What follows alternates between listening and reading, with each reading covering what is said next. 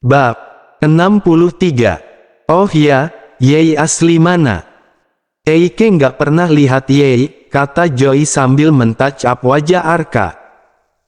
Sedangkan Ailey bermain game bersama Queen di sofa, mereka terlihat sangat akrab. Maksudnya, Om? Aku nggak paham, jawab Arka dengan gagap. Om. Hei, Jengong panggil Eike Om. Panggil Eike Miss Joy, balas Joy dengan kesal. Tapi kan cowok, masak Miss. Kan aku masih muda jadi manggilnya Om, celetuk Arka yang membuat Joy sedikit kesal. Hei, emang kenapa kalau Eike lekong, nggak boleh dipanggil Miss? Ya udah deh terserah Yei mau manggil apa, asal jangan Om. Eike masih muda keles. Yei bikin gemes Eike aja deh, pingin banget Eike gigit, imbuh Joy yang memang benar-benar gemas dengan Arka. Arka tertawa kecil melihat sikap Joy yang genit seperti ulat kepanasan. Setelah selesai men-touch up Arka, kini giliran Ailey yang Joy tangani. Ailey segera duduk di meja rias. Ni hao ma, Mei Mei. Sapa Joy. Ni hao, kakak, balas Ailey dengan ramah. Oh bisa bahasa Indonesia juga? Tanya Joy. Iya, kak. Mama aku orang Indonesia. Usia 5 tahun pindah ke Beijing. Kok tahu sih kalau aku warga sana? Mata Yei, kan sipit. Jadi Eike nebak aja sih, Cin, imbuh Joy dengan gelak tawanya. Lucu ya kak Joy ini, biar awet muda ya, kak. Yes, dong. Ah Yei tahu aja, lihat nih wajah Eike masih muda gini masak iya sama DC dipanggil Om, celetuk Joy sambil melirik kesal ke arah Arka. Sedangkan yang dilirik sedang asyik bermain game bersama Queen. Wajah Yei udah putih dan cantika, jadi Eike nggak usah susah payah buat touch up Yei sampai menor. Lagian ini bukan dendon buat pengantin. Dendon apa kak? Dandan, Sin, sahut Joy sambil merapikan rambut Ailey. Oh, baru denger kak, hehehe, sambung Ailey yang tertawa geli dengan gaya bicara Joy. Setelah Joy selesai men-touch up Arka, Ailey dan Queen, syuting pun segera dimulai, tidak membutuhkan waktu lama untuk mengambil adegan mereka bertiga, meskipun harus beberapa kali take. Syuting berlangsung hingga pukul 8 malam. Semua kru dan tim kantor pun puas dengan akting mereka bertiga yang penuh dengan chemistry. Tidak sulit menyatukan Arka, Ailey dan Queen dalam satu frame. Bahkan Queen pun sama sekali tidak rewel. Hanya saja setelah syuting, Queen langsung tertidur di sofa. Mbak Sari segera membawa Queen ke kamarnya dan menemaninya. Setelah selesai syuting, para kru dan tim kantor makan malam bersama di halaman belakang dengan konsep makan prasmanan.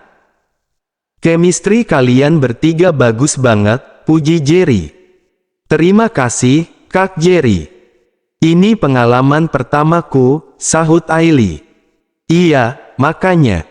Ini kalian baru pertama kali tapi bagus banget dan natural sekali.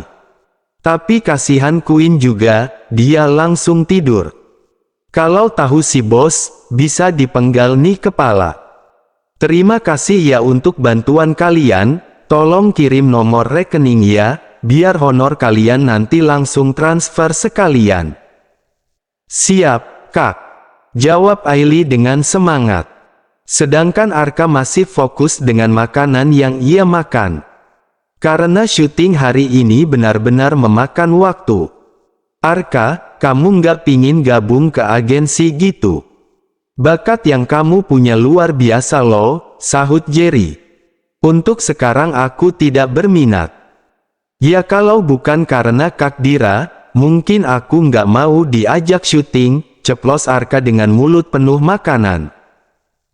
Ah nih anak rupanya masih demen aja sama Dira. Udah ada Ailey kenapa nggak ngelirik Ailey aja sih, gerutu Jerry dalam hati dengan kesal. Oh gitu ya. Ya jadi apapun alasan kamu, terima kasih banget udah mau bantuin kita. Aku yakin produknya akan meledak di pasaran dan jangan khawatir, pasti nanti akan ada bonus buat kalian. Demi Kak Dira, aku rela kok nggak dibayar, ceplos Arka kembali. Wah, kamu baik hati banget ya.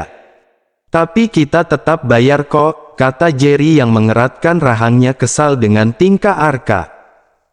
Karena Jerry sendiri belum tahu tentang fakta yang sebenarnya. Kalau dia nggak mau, buat Aili aja, Kak. Aili nggak nolak kok. Dia nggak suka uang, bisik Aili sembari tertawa kecil. Hahaha, emang sebenarnya kalian ada hubungan apa sih? Selidik Jerry. Nggak ada, kita cuma temenan aja. Satu kampung halaman, celetuk Arka dengan nada dingin. Memangnya kalian ini kampungnya mana sih? Tanya Jerry penasaran yang tidak tahu asal-usul Arka. Kita dari Beijing, sahut Aili.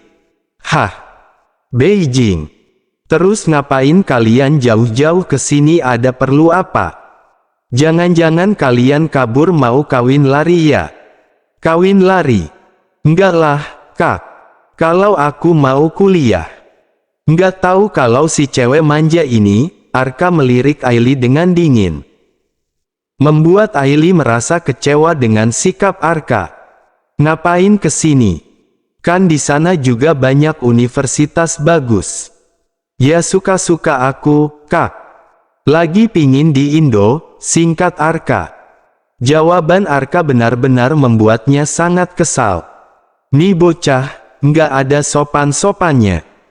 Mirip banget sama si bos waktu masih muda, hadeh.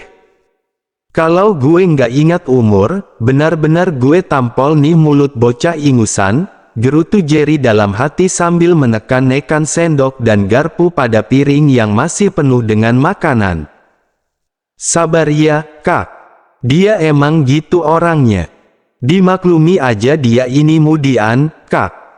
Nggak jelas, sahut Aili yang juga merasa kesal dengan Arka. Jerry memaksa senyumnya pada Aili lalu memasukkan makanan ke mulutnya dengan menggebu karena menahan kesal pada Arka. Setelah melakukan perjalanan yang jauh dan melelahkan, Kinan dan Dira sampai di rumah jam 9 pagi. Kinan dan Dira terkejut karena rumah mereka seperti tempat penampungan.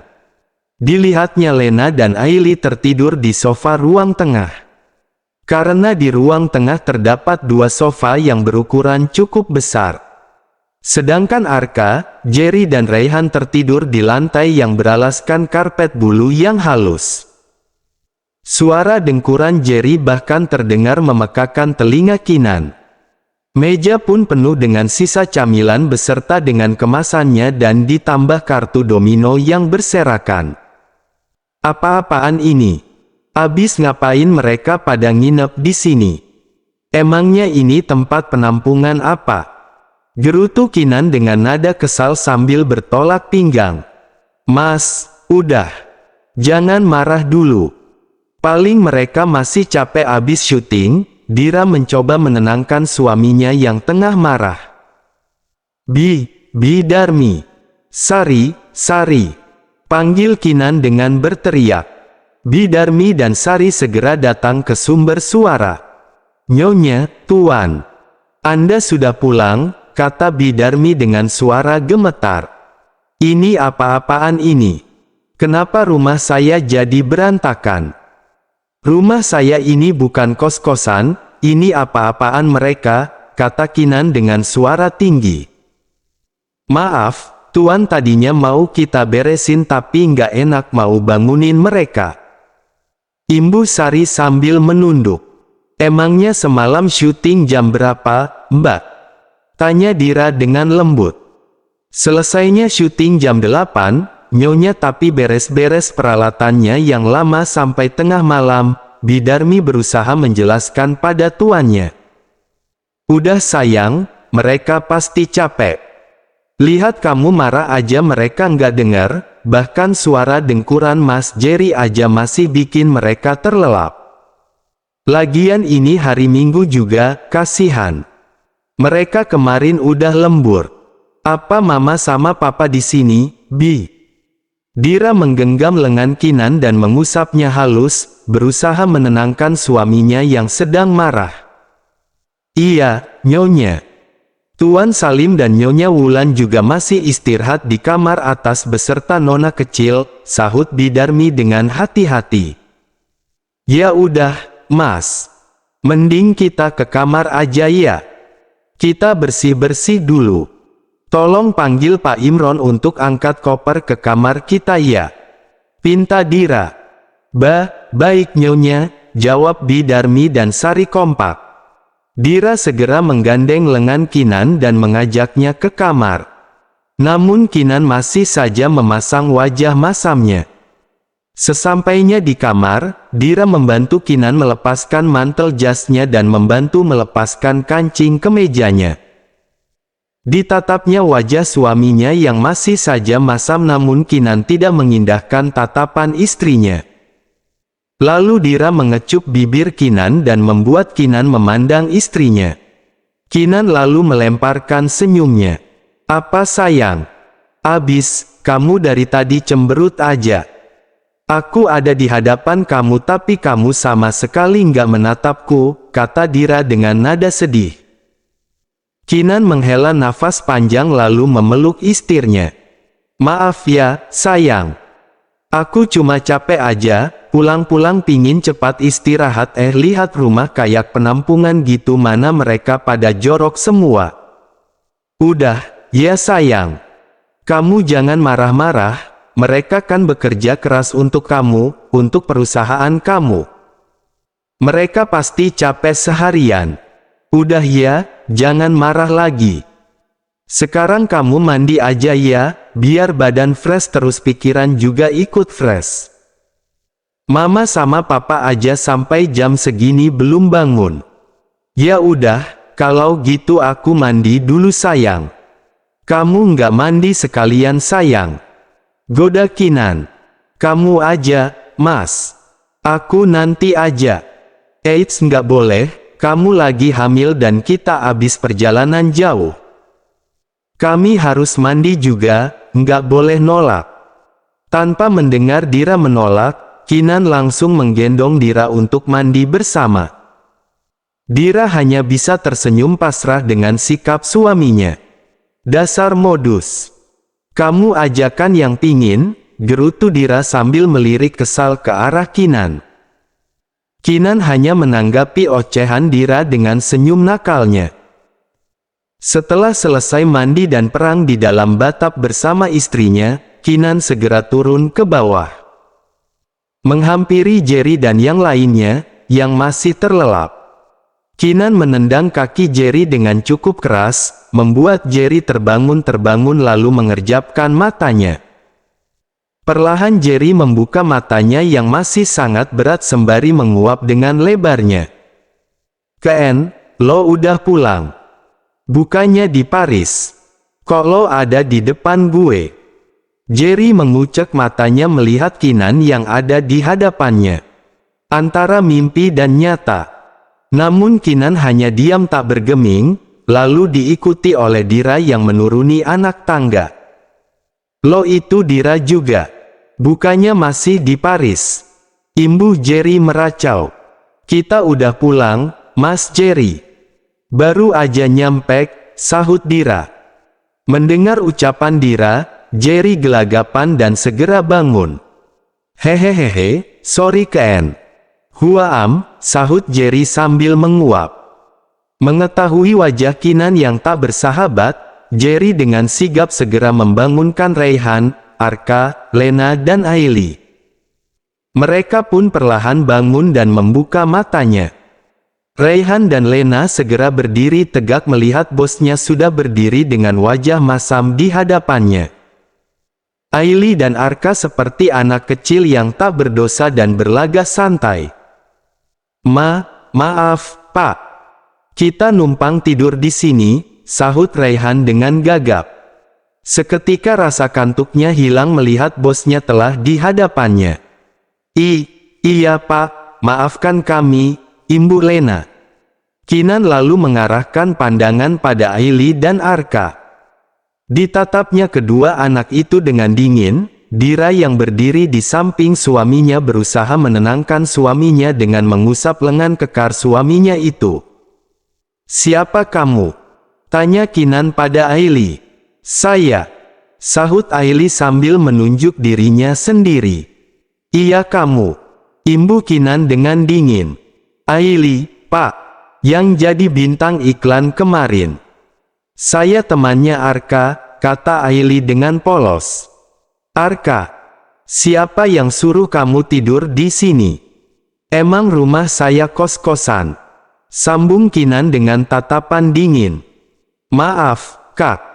Semalam disuruh nginap sama Om Salim dan Tante Wulan daripada pulang kemalaman.